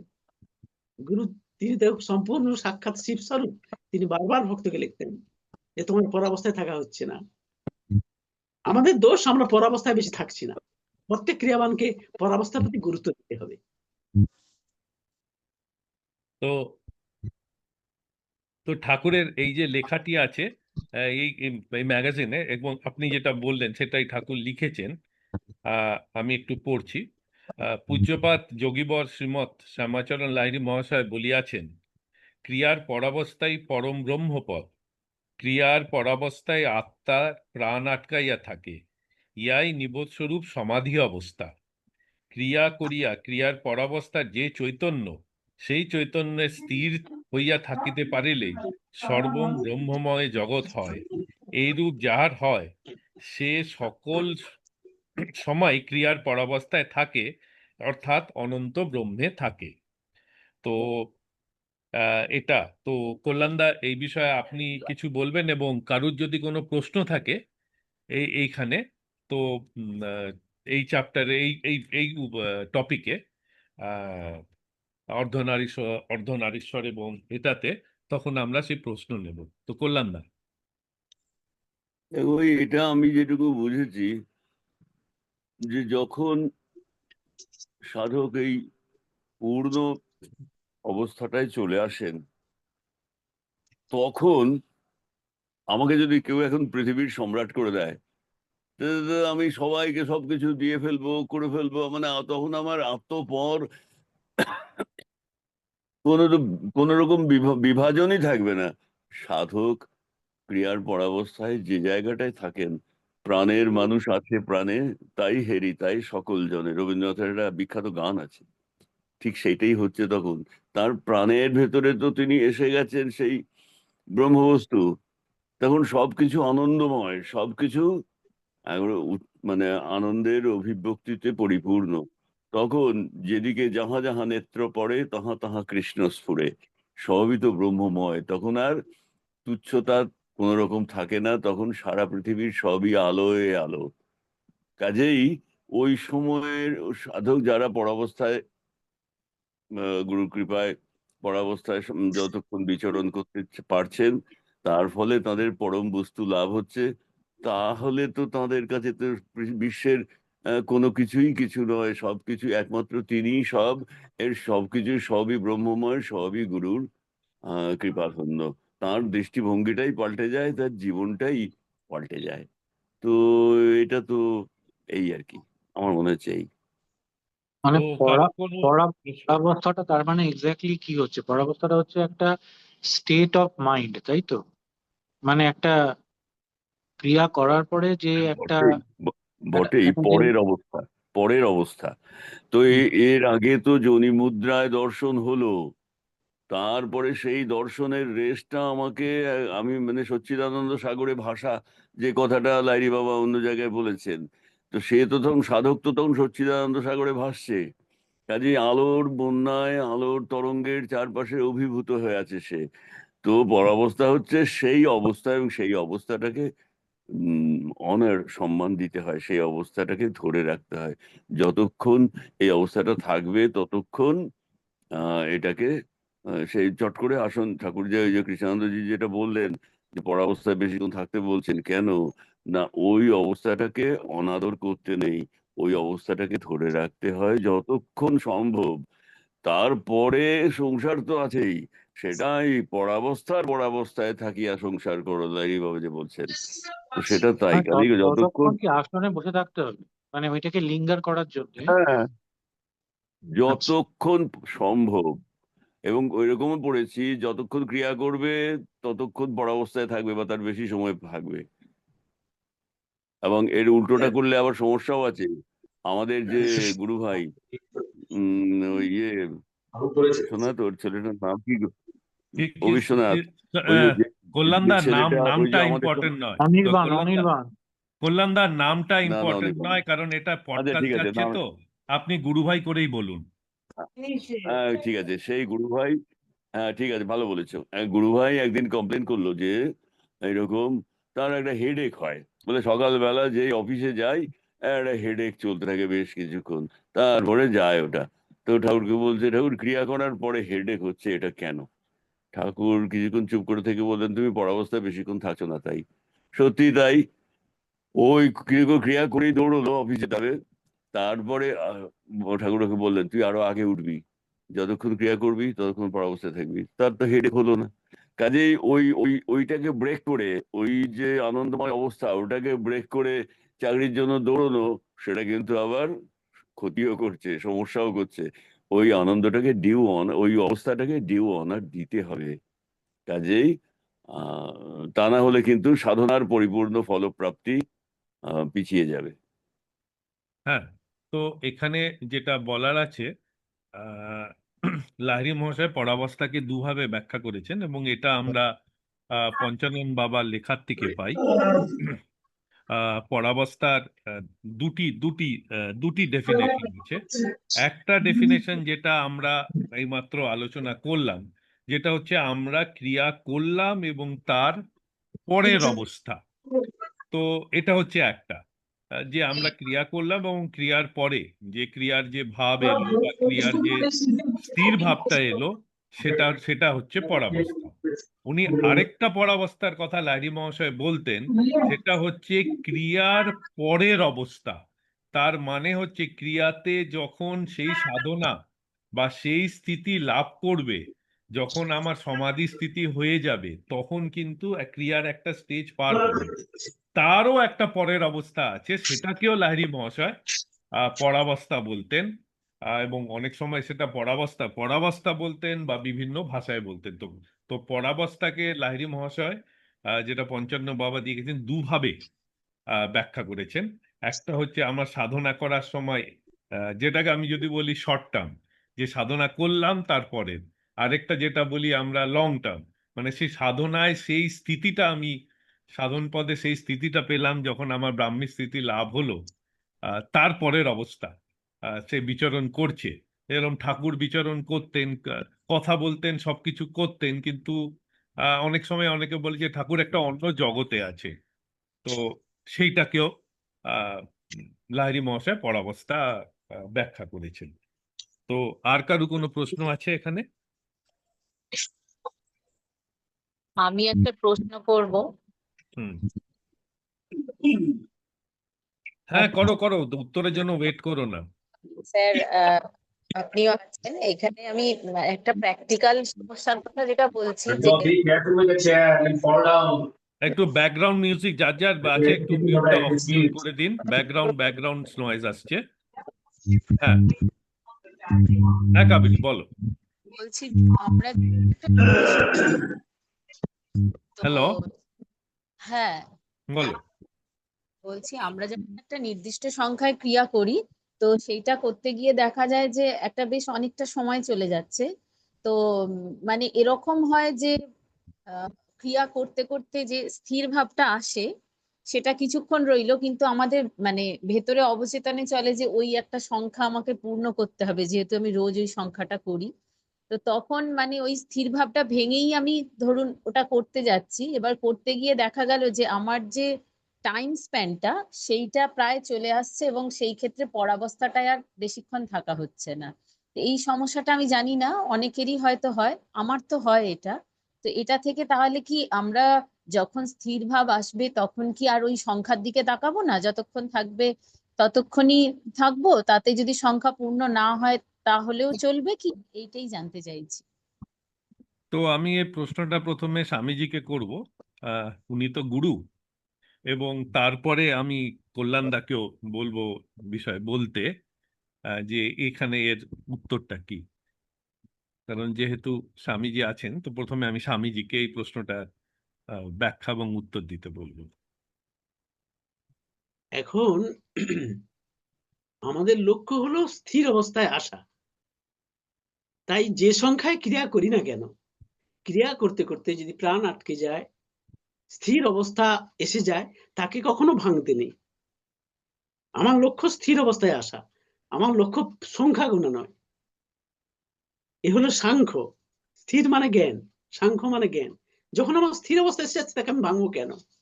ভাঙা চলবে না। এটাই এর মীমাংসা। কল্যাণদা? একদম ঠিক। তার কারণ হলো, আচ্ছা একটা বই আগে পাওয়া যেত, ইদানিং অনেকদিন দেখিনি, ওই ঝাড়গ্রাম থেকে বেরোতো, আচার্য সংলাপ, সেইখানে হ্যাঁ এই আছে লাইনটা, আমার কাছে, পড়ে দেবো হ্যাঁ, লাইনটা, আমার সেইখানে কাছে এই লাইন, এখানেই রাখা আছে। এক্স্যাক্টলি এই লাইনটা ছিল যে স্থির অবস্থা আসিলে তাহা ভাঙিয়া ক্রিয়া করারও দরকার নাই। স্থির অবস্থাটা যদি আসে, যদি ক্রিয়া না করেও কোনো সময় ঠাকুরের কৃপায় তো হতেও পারে, মানে সেই সময়, কারণ সেই অবস্থাটাই তো আমার, সেটাকে পাওয়ার জন্যই তো আমি সাধনটা করছি। কাজে স্থির অবস্থাটাকে কখনো ভাঙতে নেই। আর এই প্রসঙ্গে আরেকটা এক্সাম্পল বলতে পারি। আয়ারল্যান্ডে ঠাকুরের সঙ্গে গেছি, তো ওরা তো কাজের দিকে ওদের নিষ্ঠা তো আমাদের থেকে অনেক বেশি। তো এইরকম কয়েকজন কমপ্লেন করলো যে গুরুদেব, আপনি যা বলছেন সকালের দিকে কিন্তু আমি,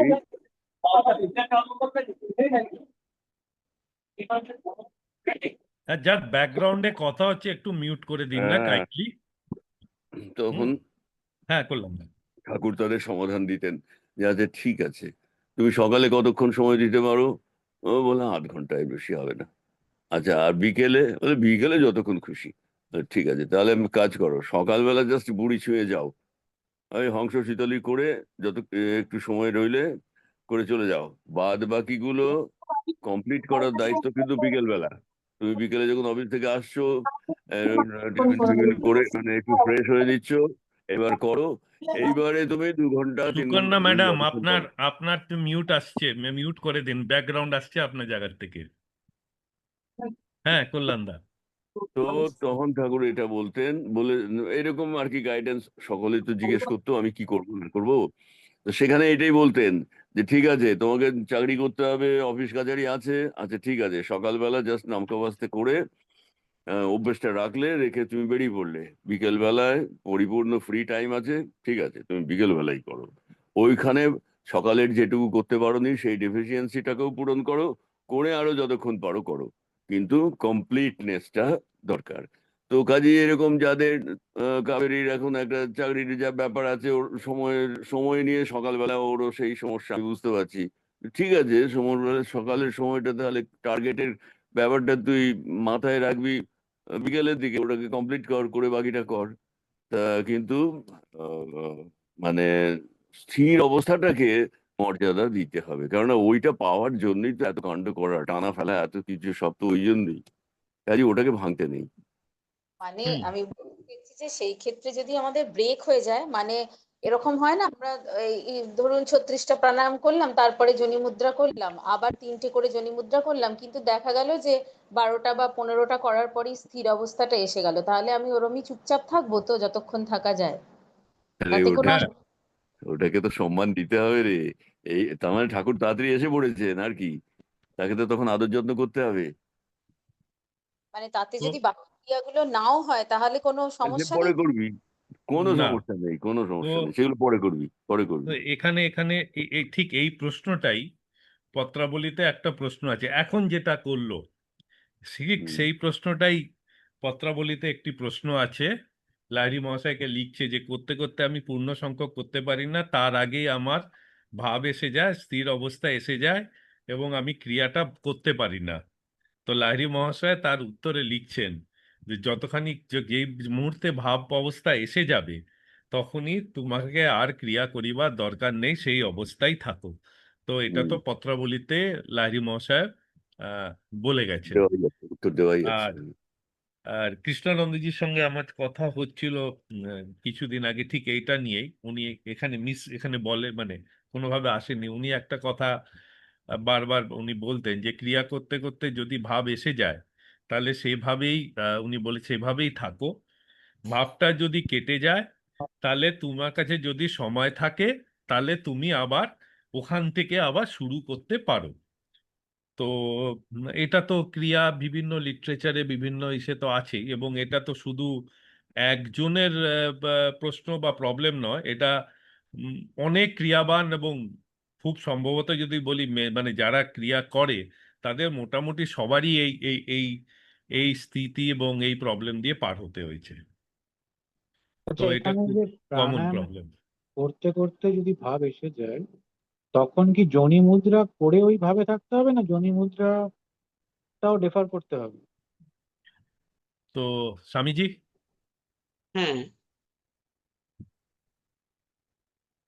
মানে আমি বলছিলাম যে যদি প্রাণায়াম করতে করতে ভাব এসে যায়, তখন কি যোনি মুদ্রা করে তারপরে ওই আহ, ভাবে থাকতে হবে, নাকি যোনি মুদ্রাটাকেও ডেফার মানে পরে করতে হবে, ভাবটা কেটে গেল? ভাব ভাব ভাব এসে গেছে, থাক সেই ভাবে থাকুন, ভাবে আচ্ছা, রেস কেটে গেলে ব্রহ্মযোনি মুদ্রা করতে হবে। ঠিক আছে, ঠিক আছে। দেখো ভাই, যোনি মুদ্রাটা করতে গিয়ে যদি তোমার ভাবটা আবার চটকে যায়, হ্যাঁ, সেই হতে সেই পারে তো। কাজে সেই ভাব যখন এসেছে তার মানে কি ঠাকুর এসে পড়েছেন তোমার মধ্যে, তো তুমি হুম, তাকে অনাদর করতে পারো না। বুঝতে পেরেছি। তো আর কারোর কোনো প্রশ্ন আছে? হ্যাঁ, আমার একটা প্রশ্ন আছে। হ্যাঁ। আহ, সবাইকে নমস্কার, জয়গুরু। প্রশ্নটা হচ্ছে যে স্থির অবস্থা, তো স্থির অবস্থা তো দুরকম ভাবে আসতে পারে। ধরুন তমভাবেও আসতে পারে, সাত্ত্বিক ভাবেও আসতে পারে। তা আমার স্থির অবস্থাটা তামসিক না সাত্ত্বিক, কি করে বুঝবো? ডিফারেন্সটা কি করে বুঝবো আমি? স্বামীজি, হ্যাঁ,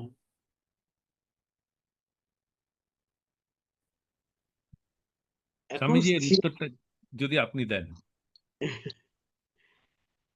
স্থির স্থির অবস্থা মানেই সাত্ত্বিক, সেখানে হ্যাঁ, এইটা এবং আসল কথা। তার আবার তামসিকতা কি? সাত- স্থির অবস্থা মানে সাত্ত্বিক, এটাই হবে উত্তর। ব্যাস, সেটা কখনো কখনো এরকমও হয় যে আসনে বসলাম, বেশ একটা স্থির অবস্থা চলে এসেছে। তারপর মনে হচ্ছে প্রিয়া এখন থাক, একটু এইভাবে বসে থাকি। এইটা আর কি, এই জায়গাটা কখনো কখনো ফিলিংস হয়, সেই জন্যই প্রশ্নটা করলাম। ওই হুম। সময়টা তো ক্রিয়া করার অবস্থা। ক্রিয়া না করেও যদি স্থির আসে, চুপচাপ গুরু স্মরণ করে বসে তারপর ক্রিয়া শুরু করা যেতে পারে। আচ্ছা আচ্ছা, ঠিক আছে, ঠিক আছে মহারাজ। তো আর কারো কোনো প্রশ্ন আছে? একটা সামান্য প্রশ্ন, লাইক যখন ক্রিয়া কি পুজো করা হচ্ছে, অনেক সময় এটা হয় যে, বেশিরভাগ সময় হয় যে খুব মানে কুকুর ডাকে, এটা এটা কিসের লক্ষণ? মানে ওরা কি আত্মা দেখতে পায় কি কিছু, মানে কুকুররা মানে যেরকম ভাবে মানে রোদন করে ডাকে সেরকম, তো এটা প্রায়ই হয় মানে যখনই ক্রিয়া করতে বসা হয় সেরকম, তো এটা কি কোনো ব্যাখ্যা আছে? স্বামীজি, হ্যাঁ, কল্যাণদা। হ্যাঁ, আমি আর কি বলবো, কুত্তা তো কুত্তার মতো ডাকবে, তাতে আর কি কথা, সে না না তো না, আর কিছু সেরকম বলার নেই। কুকুরের ডাকা, নর্মাল কুকুরের ডাকা না, যেমন করে কু ও করে ওরম ভাবে ডাকে, মানে এটা কুকুরের ঝগড়া না, ওরম ভাবে ডাকে, তো সেটার কি কোনো অন্য ব্যাখ্যা আছে? হ্যাঁ, আমি ব্যাখ্যাটা দিয়ে দিয়ে দেবো। তো আগে আমরা স্বামীজিকে শুনবো আর কল্যাণদাকে শুনবো। স্বামীজি বলুন। এখন কুকুরের আওয়াজ করুক, যে আওয়াজই হোক না কেন, মনকে আমাকে কুটস্থে গাঁথতে হবে। সেখানে ওগুলোর দিকে আমাদের কোনো ভ্রুক্ষেপ থাকবে না। আমি আমার লক্ষ্যে অবিচল থাকবো। আমার একটা কথা মনে পড়ছে, হ্যাঁ, কোথাও পড়েছিলাম, এটা বোধহয় লীলা প্রসঙ্গ, রামকৃষ্ণদেবের লীলা প্রসঙ্গ। ওইখানে এক জায়গায় আছে, কোনো এক শিষ্য বলছেন, রামকৃষ্ণদেব বলছেন, এই ভোরবেলা উঠে ইয়ে করবি, সাধন করবি, ইত্যাদি ইত্যাদি। ও বলে, হ্যাঁ উঠি তো, উঠে বসিও তো। এই তখন ওই পাশে একটা দেশলাই কারখানা ছিল, তো আমি জানি না এখন আছে কিনা, বলে এটার ভোঁ দিয়ে না সব চটকে দেয় একদম। উনি বলেন, ওরে মনটা ওইটার মধ্যেই মোটা দিয়ে দিবি তখন। তো এটা তাদের পদ্ধতি, তো আমি জানি না, সেটা তো আমাদের মতো নিশ্চয়ই নয়, ডিফারেন্স থাকবেই। কিন্তু কথা হচ্ছে, ওই ঠাকুর আরেক জায়গায় চিঠিতে লিখেছিলেন, বিশ্ব যেদিকে চলিতে চায় চলুক, তুমি তাহাকে আত্মভাবের আত্মীয় ভাবিয়া অগ্রসর হও। ভাই, জগৎ সংসারে কুত্তার ডাক আমি থামাতে পারবো না। তাহলে ঠিক আছে ঠাকুর, তুমি ওইরকম ভাবে তোমার জানান দিচ্ছ, আচ্ছা ঠিক আছে, যাও। আর ওইটাকেও আমি জানবো, বিশ্ব তো ওইভাবে চলবেই, মানে সেটাকে ইগনোর করার সিম্পলি, আর কি করা যাবে। আমি তো, আমাদের এখানে তো কুকুর ডাকে এবং ঝামেলা হয় মাঝে মাঝে, আবার এরা প্রচুর ডাকে। কি করা যাবে, ওটাকে তখন মনে হয় তো ভগবান এসব দিয়ে তুমি আমাকে পরীক্ষা করছো। ঠিক আছে, তো করো, এখানে আমি আমি এখানে এখানে আমি করবো না। তো এখানে আমি একটা একটু একটু ভিন্ন ব্যাখ্যা দেব। আহ, বল। আশা করছি রিদ্ধি যে কুকুরের ডাক বলল, এটা ঠিক পাড়ার কুকুরের ডাক নয়। এবং আমি জাস্ট এটা করে নিচ্ছি। এবং এই কুকুরের ডাকের সঙ্গে ক্রিয়ার সম্পর্ক আছে। মানে ক্রিয়া করতে বসলেই ডাক শোনা যায়, অন্য সময় শোনা যায় না, বা এটা বা আলাদা, ক্রিয়ার সঙ্গে সেটা সংযোগ আলাদা, হ্যাঁ। আছে। সেই কথা কি রিদ্ধি? হুম হুম। হ্যাঁ হ্যাঁ, সেরকমই সেরকমই, ধর হ্যাঁ। মানে রাত্রিবেলা এবার হঠাৎ এবার করে হ্যাঁ, কুকুর হ্যাঁ, ডাকছে ঠিক ওই সময়টাই, ক্রিয়ার সময় ঠিক আগে। আছে। হুম। এবার আমি এর উত্তর দিচ্ছি। আচ্ছা, মানে একজন ক্রিয়াগুরু, সেটা আলাদা। শ্রী শৈলেন্দ্র শর্মাজি, ওর কাছে ছখানা বিশাল কুকুর আছে। হয়তো কোনো ক্রীড়াগুরুকে আমি দেখিনি এত বড় কুকুর। ও কুকুর দেখলে যে কোনো মানুষ ভয় পাবে। ও যারা দেখেছে ওই কুকুরগুলোর চেহারা দেখেছে। হ্যাঁ, ও কুকুর মানে বিশাল কুকুর। তো এই আলোচনাতে একটা আলোচনা হতে উনি একটা কথা উনি ব্যাখ্যা করেছিলেন। সেটা হচ্ছে কুকুর কে। আমি যদি মহাভারতে দেখি, কুকুর কিন্তু যুধিষ্ঠিরের সঙ্গে স্বর্গে গেছিল। কুকুর হচ্ছে ধর্মের প্রতীক। এক, কুকুর কেন ধর্মের প্রতীক? সেই যে জিনিসটা আছে সেটা হচ্ছে এনভায়রনমেন্ট থেকে কুকুর সবচেয়ে সবচেয়ে, অনেক সময় আমরা কুকুরের বলি না তার ঘ্রাণ ভালো। কুকুর অনেক সময় এই স্পিরিচুয়াল ওয়েভস বা স্পিরিচুয়াল জিনিস কুকুর ক্যাচ করতে পারে। তোমার ব্যাখ্যা হচ্ছে কোনো কুকুর তোমার এই স্পিরিচুয়াল ওয়েভটাকে ক্যাচ করে রিয়াক্ট করছে, কারণ কুকুরের মধ্যে সেই ক্ষমতা আছে। এবং এটা বলতে গিয়ে উনি একটা কথা বলেছিলেন। সেটা হচ্ছে 2007 সালে স্বয়ং বাবাজি মহারাজ, উনি যেখানে থাকেন, সশরীরে দর্শন দিয়েছেন। এবং বা একটা 25 কেজির ওনাকে যন্ত্র দিয়েছেন, সেটাকেও আমি দেখেছি। হ্যাঁ, ও যেখানে দর্শন দিয়েছেন সেই জায়গাটাও আমি অনেকবার গেছি। এবং যখন বাবাজি মহারাজ, এবং জায়গাটা বদলেছে এই দর্শনের পর, সেটাও আমি দেখেছি। কারণ 2007-এ আমি যখন গেছিলাম, তখন ওটা ছিল যাকে বলে মরুভূমি। বাবাজি মহারাজ 2009-তে ওখানে সশরীরে এসছেন এবং তারপরে জায়গাটা বদলে গেছে, মানে এখন যারা দেখেছে ওই জায়গাটাকে তারা টোটালি একটা গ্রিনারি দেখে, ওখানে ছিল না। তো যাই হোক, তো বাবাজি মহারাজ যখন ওখানে ছখানা বড় কুকুর আছে, এবং যেদিন বাবাজি মহারাজ ওখানে পদার্পণ করেন রাত্রিবেলা, তখন উনি উপরে ছিলেন এবং একটা ভয়াবহ কুকুর যে চিৎকার করছিল, হ্যাঁ, বা সে সে হঠাৎ করে সে চিৎকারটা বন্ধ করে দেয়। যার নর্মাল জিনিস হচ্ছে চিৎকার, সে ওই ওই ওই পাওয়ারটাকে সে সেন্স করে। এবং ওই কুকুর ওখানে যদি রাত্রিবেলা আজকের দিনও কেউ যায়, তো ওই কুকুরগুলো তাদেরকে ছিঁড়ে দেবে। রাত্রিবেলা ওখানে উনি ছাড়া আর কেউ থাকে না, কোনো মানুষই থাকে না ওখানে। তো ওই কুকুর যখন উনি এলেন, ওই ভয়াবহ কুকুর তার চিৎকার বন্ধ করে দিল এবং যেই খাটটায় উনি ঢুকে গেছেন, দরজা আপনি আপ খুলে গেছে, খুলে গিয়ে বসেছেন, সে তলায় গিয়ে কুকুরটা বসে। এবং ঘটনাচক্র হচ্ছে যে কুকুরটা যে বন্ধ করে দিল তার তার ডাক, সেটা সুরেন্দ্র শর্মাজি শুনতে পেলেন যে হঠাৎ কুকুর কেন তার স্বভাব বন্ধ করে দিল। এবং সেইটা দেখে ওখানে তখন বাইরের আছে, উনি ধড়মড় করে নিচে নামলো যে কোনো কুকুরকে কেউ ক্ষতি করে দিল না তো, যে কুকুরের ডাকটা বন্ধ হয়ে গেল কেন। তো যখন নেমে দেখলেন, তো দেখলেন ওখানে স্বয়ং ওনার সঙ্গে এটা দ্বিতীয়বার সাক্ষাৎকার, তো স্বয়ং বাবাজি মহারাজ দেখলেন ওকে ওইখানে বসে আছে। তো এটা বলতে গিয়ে যে বললো যে কুকুরের একটি অদ্ভুত ক্ষমতা আছে এবং সেই ক্ষমতাতে সে সিগন্যাল নেয় এবং সে বিভিন্ন রূপ রিয়াক্ট করে। কিরূপ রিয়াক্ট করবে সেটা জানি না, কিন্তু তোমার যদি রিয়াকশনের সঙ্গে মেলে, এটা শত কুকুর রিয়াকশন নেয় এবং তার সঙ্গে কুকুর রিয়াক্ট করে। এবং তার পূর্বজন্ম তো আমরা জানি না, সে সাধনা করেছে। এবং স্বামী নিগমানন্দের ওখানেও কথিত আছে যে তার ওখানে কুকুর যারা ছিল তার আগের জন্মের, তারা সব ভক্ত ছিল, কোনো কারণে তারা কুকুর রূপে এসছে। তো হয়তো সেটাই কোনো একটা জিনিস হতে পারে।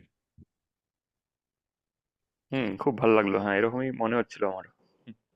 তো আমি আমি তুমি সময় কি আছে বিশ্বনাথ? এখন সময় দেখুন, তা হিসেব মতন তো হয়ে গেছে, কিন্তু চাইলে আমরা কন্টিনিউ করতে পারি। সবাই চাইলে আমরা কিছুক্ষণ আরো করতে পারি আচ্ছা, আলোচনা। অবশ্যই। তুমি তুমি তুমি একটা ট্রিগার করে দিলে তো। তুমি একটা ঘটনা যেটা বললে আমার মনে পড়ে গেল আমার কৈশোর বেলার কথা।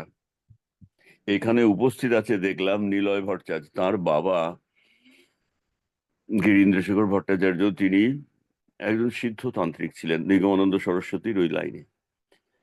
আমার বাবার কোনো একটা প্রবলেম হয়েছিল, যার জন্য আমার মাতুলালয়ে উনি একটা ওই মায়ের পুজোর আয়োজন করেছিলেন। তো সেই মায়ের পুজোটা হচ্ছে, মায়ের এমন সময় বাড়ির যে কুকুরটা একেবারে পরিত্রাহী চিৎকার শুরু করলো। তো উনি পূর্ববঙ্গের ভাষায় কথা বলতেন, এই চুপ কর। কুকুর থামলো, থেমে আবার চিৎকার, প্রবল চিৎকার। উনি বললেন, এই সব কয়া দিমু, চুপ কর। কুকুর কিন্তু আর শুনছে না। শেষকালে দেখলেন, যা সব কয়া দিমু বলে, তখন উনি বললেন, আমার মাতামহ দাদুকে বললেন, আচ্ছা নিবারণ চক্রবর্তী কে ছিল? দাদু বললেন যে হ্যাঁ, একজন ছিল, আমাদের দূর সম্পর্কের জ্ঞাতি হতেন। বলে এই হচ্ছে নিবারণ। সকলে তো চমকে উঠলো। দাদু বললেন যে হ্যাঁ, উনি আমাকে খুব স্নেহ করতেন, তবে উনার একটু ইয়ে ছিল, মানে একটু গোলমাল ছিল ক্যারেক্টারে, যার জন্য আর কি যেটা আমরা পছন্দ করিনি। উনি বললেন এই জন্যই সে কুকুর হয়েছে এই জন্মে। তবে তখন কুকুরের অদ্ভুত চেঞ্জড এক্সপ্রেশন, সামনের পা দুটো লম্বা করে দিয়ে তার চোখ দিয়ে তখন অঝোর ধারে জল। তো সেই কুকুরটার বৈচিত্র্য ছিল, সে একাদশী পালন করতো, নিবারণ চক্রবর্তীও একাদশী পালন করতেন। সে মানে তার বিচিত্র বিচিত্র কাণ্ড কারখানা ছিল। তো মহাপুরুষেরা তো দেখতে পান, তারা ত্রিকালদর্শী, তারা সব। তো দাদু, আমি ওনাকে দাদু বলতাম। তো তিনি ঘটনাটা এক্সিকিউট করেছেন। তখন আমরা বুঝেছিলাম যে পৃথিবীর কোনো প্রাণী কিন্তু ওই আমার চারপাশে যারা আছে সবকিছুই যে বেকার বা হঠাৎ চলে এসেছে এমন কিছু নয়, প্রত্যেকটাই সম্পর্কিত কোনো না কোনো ভাবে। তো এই ঘটনাটা বহু সেই কৈশোরের স্মৃতি তো মনে পড়লো, তাই তোমাদেরকে শেয়ার করলাম। হুম। আহ, ধন্যবাদ। তো আর কারো কোনো প্রশ্ন আছে? হ্যাঁ গুরুদেব, একটা ছোট প্রশ্ন আছে। এই বলিদান মন্ত্রটা গুরুদেব খুব বলতেন যে আহ, যে বলিদান মন্ত্রে আছে বধ অবধ, যে সাগ্রুপ মানে কামকে বলি দেওয়ার জন্য মানে পুরো অ্যাকচুয়াল ছেদন করার প্রয়োজন হয় না, শুধু তার ঘাট থেকে একটা এক বিন্দু রক্ত বের করেই সেটাকে অনুভব করতে হয়। তো এটা নিয়ে যদি একটু ব্যাখ্যা করেন। হ্যাঁ, তো যে মন্ত্রটা আছে সেখানে এই কালীতত্ত্বেই ঠাকুর লিখেছেন যে সেখানে সে বলেছে যে আমাদের কামের সেটা ঠাকুর বলেছেন যে কামের প্রতীক ঝাগ, তেমনি মহিষের প্রতীক ক্রোধ, ইক্ষুদণ্ড হচ্ছে মধুরস লোভনীয়, লোভের প্রতীক ইক্ষু, কদলী তার সঙ্গে যেটা যায়, কদলী হলো মোহের প্রতীক। আবার বৃহদা কুষ্মাণ্ড দেখা যায়, কি বলে কুমড়ো। তো এটা বলেছে, তো সেখানে ঠাকুর এই মন্ত্রটা কথা লিখেছে, ওং ছাগত্যং বলি রূপেণ মম ভাগ্য দুপস্থিত প্রণামী তত সর্বং রূপিণং ছাগ রূপিণং ওং যথার্থ পাশবং স্রষ্টা স্বয়ং স্বয়ংভুয়া অসস্তয়ান খাতিয়াস্বামী তস্মাদ যজ্ঞ বধ অবধ। তো এই যে বধ অবধ কথাটা যখন ঠাকুর লিখেছেন, সেখানে স্থূল ওঙ্কার রূপী দুর্গা সেখানে লিখেছেন যে আমি আমার ইসে বধ করব, এবং আহ অবধ যে কথাটা লিখেছে কিন্তু আমি কাউকে বলি দেব না, বধ করব না, আমার নিজের মধ্যে সেই প্রতীকটাকে বধ করব। তো এটা ঠাকুর তো বইতে লিখেছেন, এই বইটা আমি পড়ে দিলাম। তো কল্যাণদা এর যদি আপনি ব্যাখ্যাটা করতে পারেন। এই আচ্ছা, পেজ নম্বরটা কত গো, তুমি এটা যেটা আমার পড়লে? পুরনো বই, পেজ নম্বর 22, হ্যাঁ পেজ নম্বর 23। 21-22। ওরমই। নতুন বই 23। নতুন পুরনো বইয়ে বই। আচ্ছা ঠিক আছে। তো এটা ঠাকুর আশ্রমে অনেকবার বলেছেন। হ্যাঁ, বলেছেন অ্যাকচুয়ালি কি জানো তো, এই যে বলির যে চ্যাপ্টারটা, বলিটা তো 3 রকম বলা হয়, 3 রকম পুজো হয়: পশ্চাচার, বীরাচার, দিব্যাচার। তো পশ্চাচার, অধিকাংশ জীব তো, জীবের অস্তিত্ব এই তো পশুর মতোই, সেখানেই বলি দান করা। বলি নিয়ে তো অনেক রসিকতাও আছে, যে বা আপনি আর বাড়িতে কালী পুজো করেন না কেন, বুড়োকে জিজ্ঞেস করছে, বলে আর দাঁত টাত সব পড়ে গেছে, আর কি হবে। তো মাংস খাওয়ার জন্য যে বলিদান, সেটা কিন্তু এভাবে হয়নি। বলিদানটা চণ্ডীতেও আছে। সুরত রাজা সমাধিবস্য তাঁরা যখন মায়ের পুজো করলেন, নিজগাত্র শ্রীগুক্ষিত, অর্থাৎ নিজের বুক কেটে রক্ত মাকে দিলেন, আত্মবলি। বলি বলতে আত্মবলি। এবং আমাদের যে পাশবিক সত্তাগুলো, এগুলোর বলিদান, এটাই হচ্ছে টার্গেট। তাহলে প্রথম পশ্চাচারে হচ্ছে প্রাণীবধ, সে মৌসি হোক আর ওই ছাগি হোক। সাত্বিকতার মধ্যে সেখানে আবার ইক্ষু, সুপুরি এগুলো আছে, কুষ্মাণ্ড এগুলো আছে।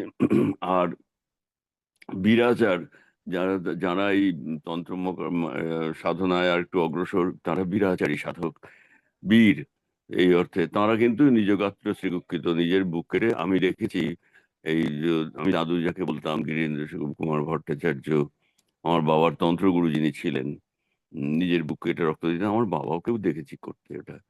তো বলছেন যে অ্যাকচুয়ালি আত্মবলিটাই হচ্ছে টার্গেট। আর যখন দিব্যাচার, সেখানে তো আর এসব বলির প্রশ্ন নেই। সেখানে হচ্ছে ওই নিজের যে অশুভ নেগেটিভ সত্তাগুলোকে, সেগুলোকে বলিদান করা।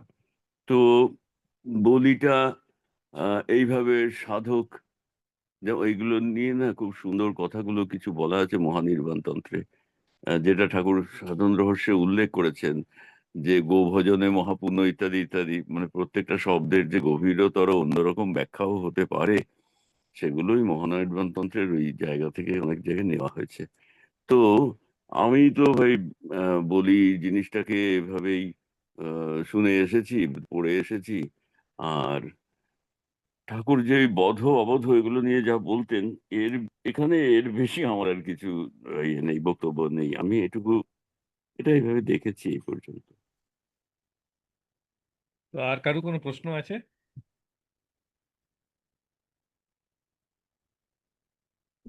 তো হ্যাঁ, কারো কোনো প্রশ্ন? তো না থাকলে আমি শেষ প্রশ্ন করে আজকেরটা শেষ করব। সেটা হচ্ছে সদ্গুরু বাণী। সদ্গুরু বাণীতে লাহিড়ী মহাশয় একটা প্রশ্নে আছে। লাহিড়ী মহাশয় বলেছেন, প্রাণের চঞ্চল অবস্থার নাম মন। মন যখন স্থির হয় তখন তো আত্মা। স্থির মন তাহলে আত্মা। তার উত্তরে ভবানন্দজি বলছেন, দাদুগুরু, মন যে আত্মা এটা ঠিক কথা, কিন্তু মনকে ধরবে কি করে? মন কথাটা কি? মনের স্বরূপ বলতে গিয়ে ইচ্ছা শক্তি কথাটা ব্যবহার করছি, কারণ মন যে ব্যবহার করতে পারছি না, সেটা আলোচনা করতে গেলে ইচ্ছা শক্তি কথাই উল্লেখ করতে হচ্ছে। আমার ইচ্ছা হচ্ছে অমুক করি, ইচ্ছা হচ্ছে তমুক করি। বিভিন্ন মুহূর্তে কত ইচ্ছা তার কোনো ঠিক নেই, কিন্তু প্রবল ইচ্ছা শক্তি হচ্ছে স্বর্গরাজ্য অর্থাৎ বিরাট ব্রহ্মদেশে অবস্থান করা। এতেই অবস্থান করিব যে এ রাজ্য আমার প্রকৃত রাজ্য। তো এটার সঙ্গে স্বামীজি যে কথাটা একটু আগে আমরা আলোচনা করলাম যে মন প্রাণ, এটার সঙ্গে কি এটা কি পরাবস্থার, সেই মন যে স্থির মন পরাবস্থা, তা সেটার কথাই কি এখানে বলা হচ্ছে এটা আমার স্বরাজ্য, যে স্বর্গরাজ্য? স্বরাজ্য, নিজের রাজ্য, স্বরাজ আর কি।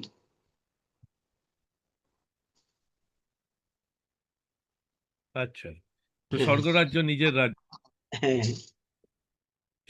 এবং শিব শিব সূত্রে এই কথাটা বলা হয়েছে যে চৈতন্যই আত্মা, মনই আত্মা। হ্যাঁ স্বামীজি, আপনি বলুন। হ্যাঁ। তাই এটাই হচ্ছে স্বরাজ্য। এইখানে তো আমি মন মন আমার চলে গেছে। মন শোনা তখন গেল না। হ্যাঁ বলুন একটু। মন তখন স্থির হয়ে গেছে। মন তখন আত্মা। মন তখন আত্মার সঙ্গে মিশে গেছে। এই, তো এইটাই কি আমরা যেটা আছে সেটাই কি আমরা যেটা বলি আত্মজ্ঞান বা সেলফ রিয়েলাইজেশন? হ্যাঁ, এটাই। তো আলোচনা করতে গিয়ে আমরা আত্মজ্ঞান অবধি পৌঁছলাম। তো আজকে সবার অনুমতি নিয়ে এখানেই আমরা শেষ করি। তো সবাইকে ধন্যবাদ। আমরা স্বামীজিকে ধন্যবাদ, কল্যাণদাকে ধন্যবাদ সুন্দর ব্যাখ্যা করার জন্য এবং সবাইকে এই প্রশ্ন করার জন্য। তো এই বলে আমরা জয় আজকের অনুষ্ঠান আজকে শেষ করছি। জয় গুরু।